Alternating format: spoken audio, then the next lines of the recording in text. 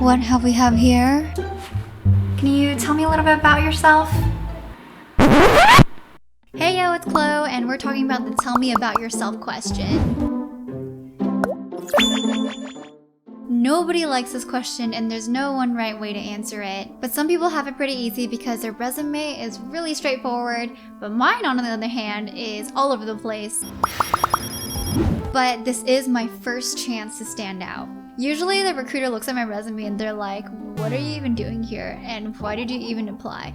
And I definitely feel that energy. So it was pretty hard to get my resume picked up, especially because I was always trying to go for a career transition. But I've had quite a high success rate after the first phone screen. Here's how I think about it. If there are just 3 things that I want my recruiter to take away, it's these. Number 1, I have a lot of relevant experience. I'm a great industry hire. Number 2, my domain expertise, my specialties, what I'm good at, are very clear and very valuable to the team. And number 3, the career path into this role is a good fit for both sides. As long as they think that I can have a cool, interesting conversation with the hiring team, as long as there are no red flags, I can move forward. The tell me about yourself question is in every single interview loop, but it's most prominent in the first phone screen. And the first phone screen usually goes something like this. The recruiter calls you and tells you a little bit about them and the company, and then they ask if you know anything about the company. Then they'll ask you, tell me about yourself, our question of the day, and why are you interested in the role and the company? Why are you leaving your current job? What are you looking for in your next role? Then they might ask you some behavioral questions like these. And then they'll ask you some logistical questions like, are you able to work in the country? Do you need a work visa? Are you able to commute to our office? When are you able to start? And then they might ask you, what are your expectations for compensation? And that's a really hard conversation for another time. And then lastly, they'll ask, do you have any questions for me? Which I already did a video for, so check it out. If you want me to cover any of the other interview questions, let me know in the comments. A thing to note about my background is that I started off with working at Fang, then at a startup, then back to Fang, with each job in a different career path. I was never a product manager by title, and the PM role is notorious for being so difficult to break into. And so I wanted to highlight the experiences that a good PM would have in the industry I was applying to. So basically anything to do with shipping new features, understanding people problems, and launching anything really. So here's how I told my story. Let's rewind. Can you tell me a little bit about yourself? Yes, of course. I went to the Claremont Colleges and Columbia University and got degrees in engineering.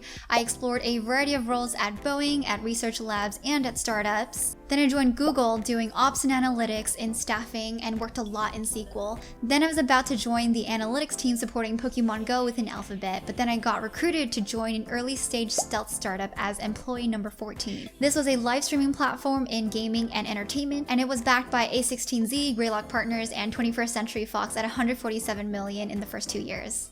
When I joined, it was pre-everything. I was one of the first non-tech hires and did pretty much everything under the sun. I started with QA and then community, content, BusDev, and then I honed in on my specialty in creator partnerships and product. This was a full-fledged end-to-end experience where I flew down to LA every other week to pitch to entertainment agencies, creators, and producers on what our company was all about. I built up this team from the ground up and launched many partnership deals that multiplied our user base. When Fox invested in us, our team created a joint venture studio in the Fox lot in LA. There, I launched several shows featuring top creators, beta testing all kinds of interactive live formats. And then I took all those insights back to our engineers and designers to work on the next set of features for our creators together. After that, I wanted to work on product at scale, so then I joined Facebook, leading product development for Facebook groups and events, specifically for community creators. This is kind of a new industry role. It's a combination of a TPM, a PM, and a QA. And I was essentially a quality PM, which is important to Facebook because Facebook has racked up a lot of tech debt over the years. My role is that I find issues and gaps from our feedback channels, triage them, and then build product briefs to ship new features or run quality programs to solve our user pain points. Then I led a small team of engineers and designers to launch live online events on the FB Lite platform.